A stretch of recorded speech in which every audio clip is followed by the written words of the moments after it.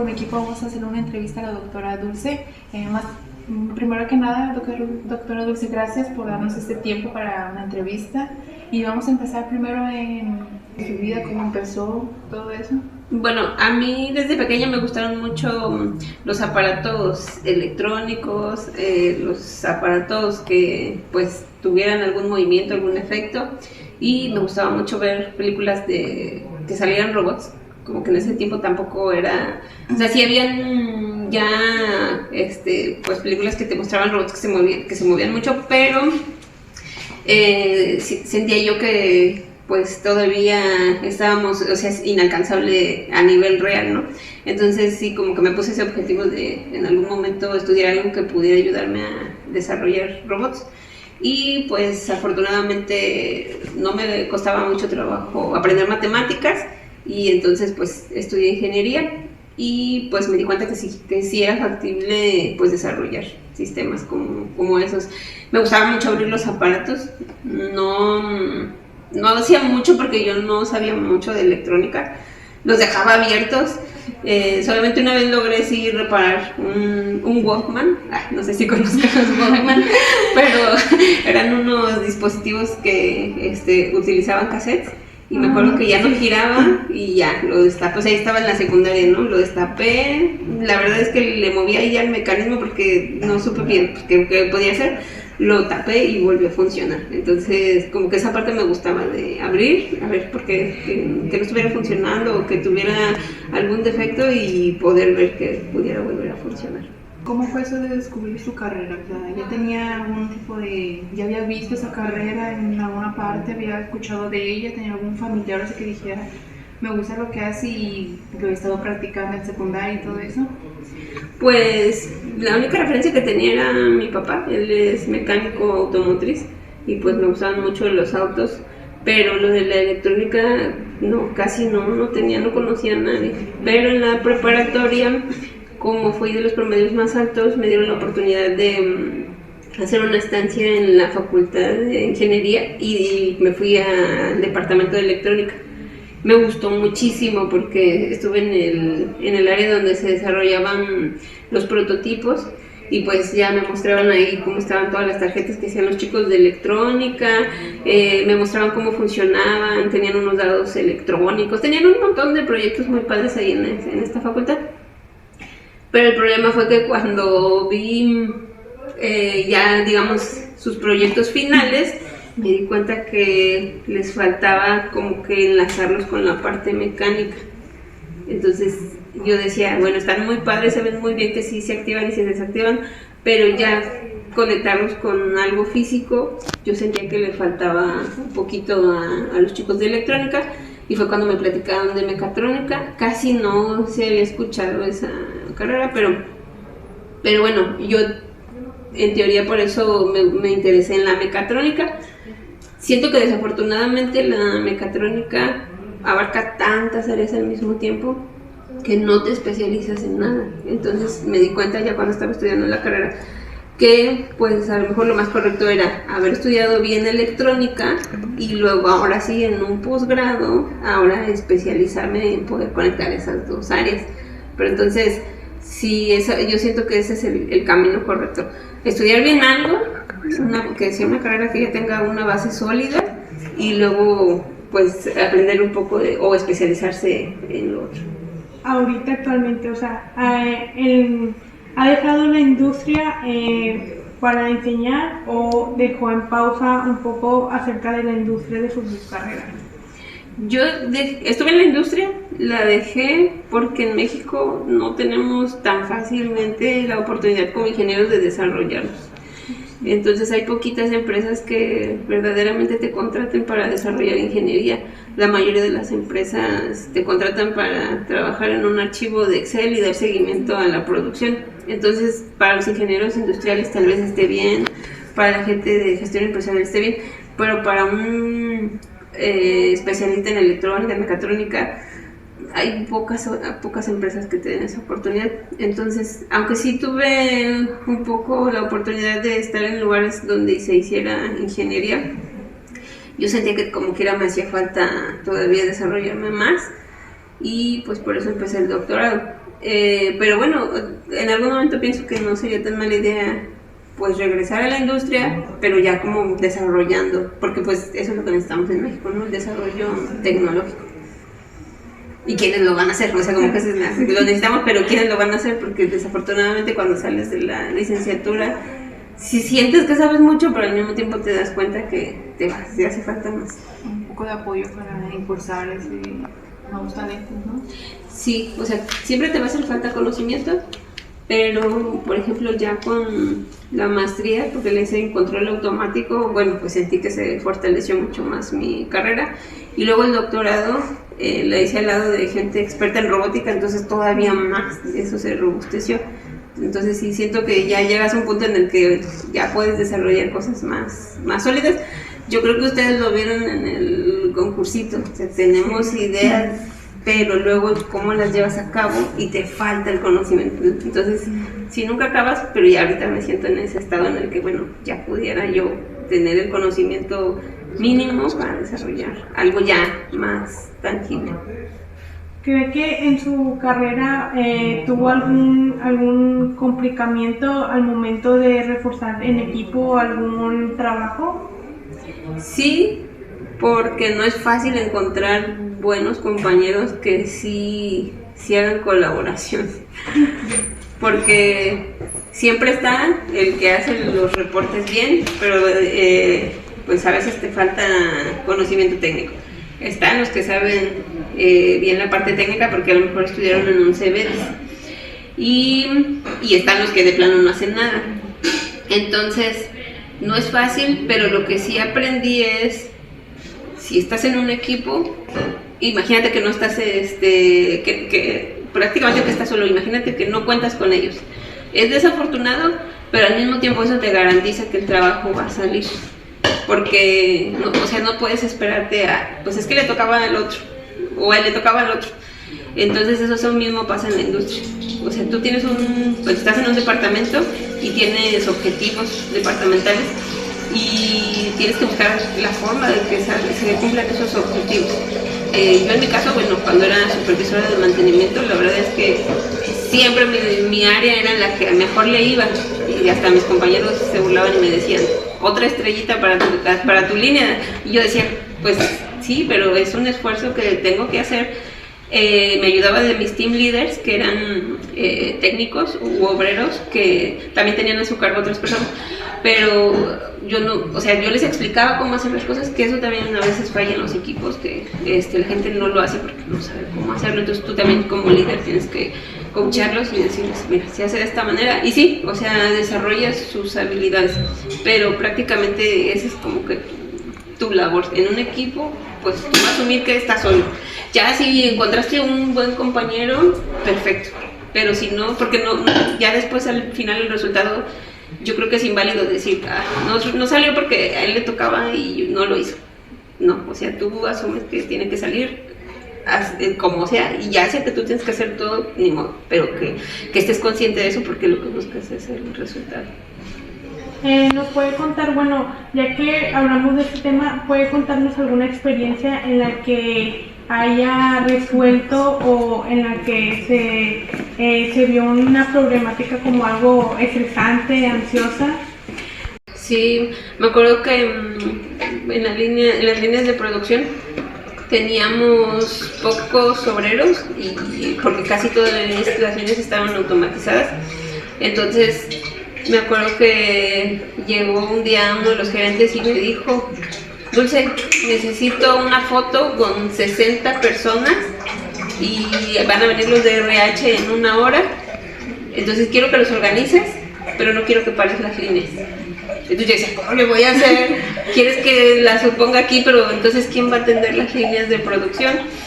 Entonces, afortunadamente, yo soy una persona que no le gusta estar haciéndole la barba a ningún jefe. Me gusta trabajar con la gente que está abajo, que está en piso, y sé que siempre contaba con ellos.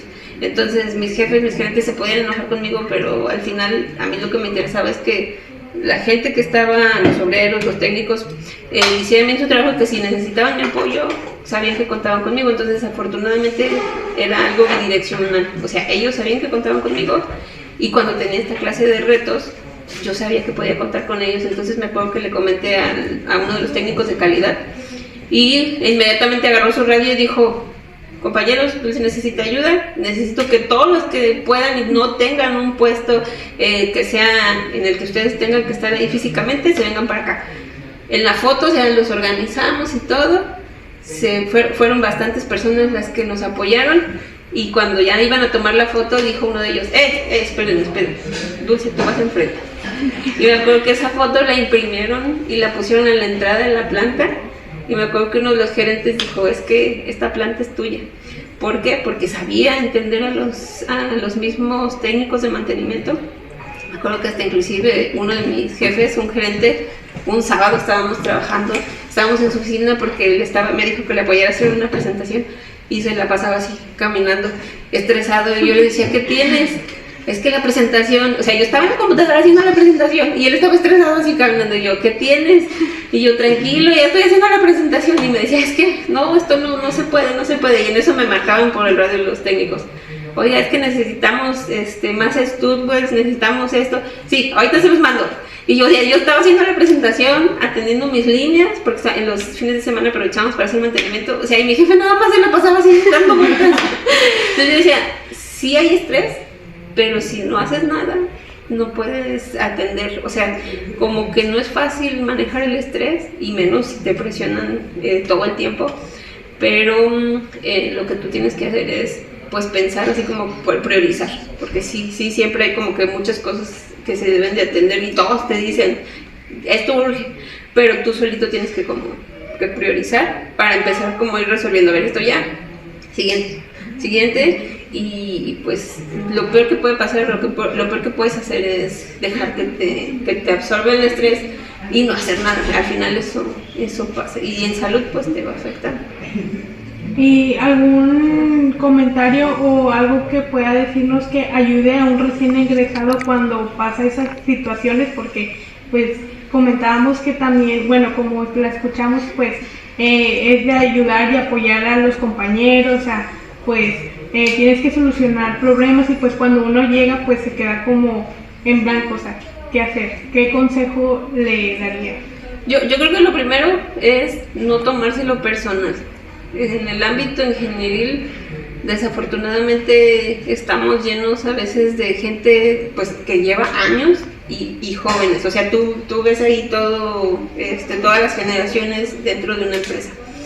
Y pues yo les recomendaría a los jóvenes pues que sepan que desafortunadamente los ingenieros de antaño, ellos recibieron una formación muy estricta, muy dura, en donde prácticamente te decían: tú no sirves, y les costaba mucho trabajo a los ingenieros, pero pues ellos recibieron esa formación y lo siguen replicando. Entonces pues para los jóvenes sería: no se lo tomen personal, porque a lo mejor el día de hoy yo estoy tan estresado. La mayoría, desafortunadamente, de la gente que trabaja en la industria no solamente tiene el estrés de la empresa, de la industria. En sus casas la mayoría tiene muchos problemas. La mayoría de mis compañeros eran divorciados, estaban mal con sus hijos, porque todo el día estabas ahí, y entonces ¿cuánto tiempo veías a tu familia? Muy poco. Entonces ya prácticamente iban a sus casas a dormir, y lo poco que podían ver a sus hijos era para pues enterarse de problemas. Entonces mal, o sea, personalmente mal. Entonces en la empresa a veces ese estrés también lo transmitían, y pues las interacciones personales eran muy difíciles. Entonces no tomárselo personal, y saber que a lo mejor buscar cómo llegarle a la gente. No puedes tomar la decisión de: pues me habló mal, ya no le voy a hablar, y tomártelo como vengativo, porque tú no sabes si el día de mañana lo vas a necesitar a él. Entonces es cierto, salimos y no sabemos nada. Entonces en cuanto alguien te haga un comentario, filtrarlo. De eso que me dijo, ¿qué es lo que sí vale la pena? Ok, ya me dijo que mi trabajo no sirve, porque hay ingenieros que te dicen: esta porquería que...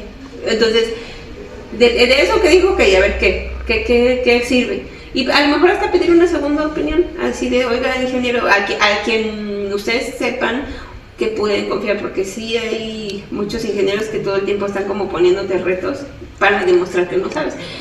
Cuando uno recién sale, ya no tienes esa presión, porque precisamente no sabes nada. Entonces te va a decir no sabes, sí, no te preocupes, yo sé que no sé. Entonces esa parte no debe de ser problema. Pero lo que sí es como que pues informarse. Afortunadamente yo creo que hoy en día tenemos medios más tangibles, más al alcance de nosotros para informarnos. Y luego a ver qué hice mal, investigar, sí involucrarse mucho con la empresa. Ustedes como electrónicos, hay muchos manuales que existen y si no los pueden descargar de las máquinas, de cómo funciona todo y pues empaparse, o sea, sentarse y leerlos para que pues sí es cierto, no sé, pero lo voy a adquirir ese conocimiento y poco a poco. Cuesta trabajo, te desesperas mucho al principio porque dices, entonces no sirvo para nada. No, va a llegar un momento en el que vas a hacer esa transición. ¿Y cómo inició su doctorado?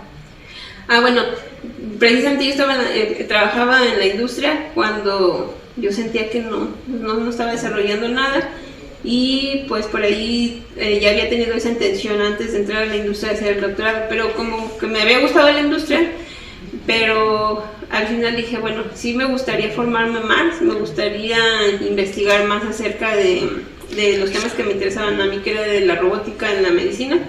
Y pues intenté involucrarme en algún departamento que sí pudiera ver estas dos, pero desafortunadamente pues no, o sea, me dijeron aquí te creemos en planta y no va a ser fácil que te muevas, entonces fue cuando dije, bueno, mejor sí me voy al doctorado. Y ya con el doctorado es más difícil estar en la industria porque el doctorado te llega a estorbar, pero no es imposible. Hay programas de gente que ya tiene doctorado y empresas que reciben a los que tienen el doctorado. ¿Cree que afectó el doctorado en su trabajo de la industria? Bastante. Yo creo que fue la etapa más difícil de mi vida, el decidir hacer un doctorado. Al principio, pues fue entre la parte personal y a mediados fue una decisión que ahí tomaron donde yo lo estudié, que me hicieron decidir entre quedarme con un asesor o con otro. Entonces fue toda una odisea el doctorado, pero al final del doctorado yo creo que ya la había librado, o sea, tanto en formación académica como en la parte personal, siento que logré librarla. Pero sí llegué a un momento en el que dije, no, ya no quiero nada, ya me regreso a la industria, volví a mandar papeles, sí hice unas entrevistas, o sea, estaba yo estudiando el doctorado aquí en Monterrey, me regresé a Ciudad de México a hacer entrevistas porque sí me dieron ganas de tirar la toalla, pero por las cuestiones personales, no tanto de las cuestiones académicas. No es fácil hacer un doctorado, si lo quieres de calidad, puedes tomar a lo mejor otros programas de doctorado donde son sabatinos y no te absorben mucho, pero yo decidí hacer un doctorado de tiempo completo y pues si tienes una pareja que no entiende la demanda de un doctorado, pues sí, puede haber muchas complicaciones. Entonces sí, y más como mujeres, porque todavía está así como en juego que está pasando el tiempo y tu vida para poder ser mamá puedes ponerse en riesgo. Entonces la mayoría de las chicas que estudian un posgrado a veces tienen hijos precisamente en el posgrado y muchos lo ven como que está aprovechando, que tiene beca y entonces por eso quiere ser mamá, y no lo ven como que al contrario, es más difícil. Yo me imaginaba que iba cuando ya tuve a mi hijo, lo tuve en el último año del doctorado, yo me imaginaba que iba a poder tener a mi hijo aquí y que iba a poder escribir mi tesis. Pero no, o sea, al contrario, fue, desafortunadamente mi primer niño fue muy, pues de los niños que no se duermen temprano, era a la 1 de la mañana y me la pasaba cuidándolo, y aparte de eso fue como, para mí fue una transformación como muy difícil, porque de yo estar siendo estudiante de doctorado, estar dando ponencias, estar hablando ya de cuestiones científicas, a estar como mamá y estar en los clubs de mamás, y donde yo me sentí como que había tenido una regresión en donde ya no me sentía como esa super mujer. Entonces me costó mucho trabajo esa parte. No me dio tiempo de tener depresión postparto, pero siento que si no hubiera sido por el doctorado me hubiera dado ese fenómeno que les pasa a las mujeres. ¿Fue ese como motivo para seguir con el doctorado? Como dice que le daban ganas de tirar la toalla, pero ¿cuáles fueron sus motivos para seguir todavía ahí? Yo creo que ya había empezado algo y me gusta que si algo empiezo, lo tengo que terminar, como que no quedarme a medias, porque si era muy fácil, sí era muy factible que me volvieran a recontratar en la industria, pero sí fue una decisión al final, pero por esto de que ya me había puesto ese objetivo y lo quería terminar. Creo que para estar en la industria, como dices, fue muy difícil, o sea, es difícil para las mujeres estar ahí, que dice que algunas quieren tener familia, casarse, o sea, ¿sí piensa que es muy difícil para ellas? Sí, porque si tú no tienes un puesto, por ejemplo, administrativo, en el que pues ellas, yo veía que tenían un horario más flexible, de menos tiempo demandante, pues para ellas, yo hasta veía, hacían sus baby showers, pero yo, estando como supervisora, en mantenimiento, en producción, yo trabajaba de lunes a domingo, yo no llegaba a mi casa más que a dormir, entonces eso me causó muchos problemas personales, y también eso yo creo que fue una de las decisiones que me hicieron salirme de la industria, que había mucho dinero, o sea, pagaban bastante bien, pero no como mujer no me iba, bueno, como mamá no me iba a poder desarrollar. Entonces, si tú decides por tu cuenta no querer ser mamá, pues está bien, pero yo sí quería ser mamá. Ahora, yo veo que ahorita en la industria ya hay un poquito más de flexibilidad en algunos departamentos, por ejemplo, en departamentos como en sistemas, en donde te permiten hacer home office, y a lo mejor esa podría ser una opción para las mujeres que quieran empezar en esta parte de la maternidad. Pero si es así en la industria, en la celda de manufactura, yo no veía que hubiera flexibilidad por parte de los de arriba. Y muchas veces cuando algo salía mal, o me acuerdo que en particular me acuerdo de un caso en donde yo no dejé que me gritara uno de mis gerentes, o sea, hubo un problema. Yo como era supervisora de mantenimiento de varias líneas, o sea, era un solo sistema, pero estaba distribuido en mucha área. Entonces hubo dos fallas al mismo tiempo, una de un lado de la planta y otra del otro lado de la planta. Entonces yo agarré el teléfono y le dije a uno de mis técnicos, tú vete al de allá y yo me voy al de acá. Entonces en lo que él atendía una, pues terminamos con una de las fallas. Cuando llego a donde estaba mi técnico, uno de los gerentes me dijo, no atendiste tu falla. Y yo le quería explicar, no, es que tuvimos otra. Y me dijo, no atendiste tu falla. Y no me dejaba hablar. Y él, y no estuviste aquí. Y no, o sea, me gritó, no. Y él es muy irresponsable. Y, o sea, no me dejaba hablar. Y dije, ok, no me deja hablar. Me está gritando, pues me voy. Y me di la vuelta. Y entonces él agarró y dijo, te voy a reportar con tu jefe. Y me reportó. Hicieron la reunión. Y había un testigo, un compañero, y cuando el gerente le pregunta, el que no sé, convocó a junta, le dice al que me gritó, ¿qué fue lo que pasó? Ya le explicó él, es que ella me dejó hablando y se fue. Y entonces le preguntan al testigo, ¿y tú qué viste? No, pues es que como ella fue mujer no aguanto. Y dije, a ver, si no me dejó explicar, porque dije, no, ni soy responsable, y no me dejó él explicarle que teníamos dos fallas. Entonces, pues ya dijo él, bueno, entonces ese es todo el problema, que te dejó hablando. Sí, pues no hay problema, ¿no? Entonces se fue, pero sí me quería reportar con RH y que me hicieran algo, que me hicieran algún castigo.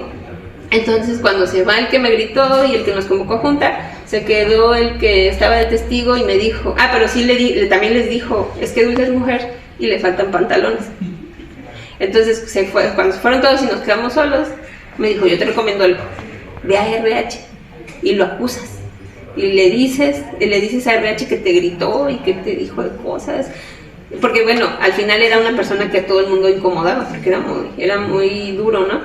Y le dije, no voy a hacer eso. Y me dijo, ¿por qué? O sea, ¿te gritó? Le dije, no, porque acuérdate que no tengo pantalones. Entonces dije, o sea, ellos no tenían los pantalones para irlo a acusar. Y yo tuve los pantalones para dejarlo, o sea, darle la vuelta y no aguantar su que me estaba gritando.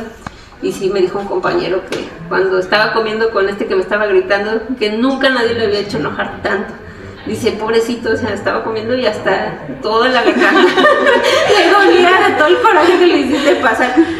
Años después, bueno, no, yo creo que no fue tanto tiempo, como un año después, cuando me salí de ahí de la industria y que empecé a dar clases, lo fui otra vez a visitar, llevé a mis alumnos a la planta y pues obviamente me encantó porque yo pues conocía toda la planta, entonces el tour casi no les daban chance a los alumnos de entrar a donde estaban los robots porque era muy peligroso, pero como yo había sido supervisora ahí, pues me dejaron entrar, entonces estuvo muy padre porque cuando llegué con él, me dijo, el que me gritó, me dijo, Dulce, no sabes cómo te extrañamos. Dice, el que se quedó en tu lugar no llena tus zapatos. Dije, o sea, tuve que irme para que, o sea, pero me gustó su cara porque sí fue diferente, ¿no? O sea, cuando estuve trabajando era bien rudo conmigo, muy, muy, muy estricto, y esa vez que fui con mis alumnos, su carita fue así muy de, no. O sea, sí, siento que sí se repitió. Pero nunca fue con el afán de hacerlo enojar en mal plan, sino simplemente darme a respetar. Pero sí sentía eso, que como que cualquier justificación o cualquier error que yo cometiera es que ella es mujer. Pero a ver, cuando cumplía, nadie decía, pues está cumpliendo porque es mujer. Pero bueno, no es el género, simplemente es la persona. O sea, no importa si es hombre o si es mujer. O sea, cuando te gusta cumplir, cuando te gusta hacer las cosas bien, no tiene género. Bueno, esto sería todo de la entrevista. Muchas gracias por su tiempo, la verdad. Bueno, a mí sí me gustó mucho hablar con ustedes acerca de sus experiencias pues acerca de su doctorado, de la industria, de lo que vivió y todo. Okay, no, gracias chicas, gracias. Por considerarme.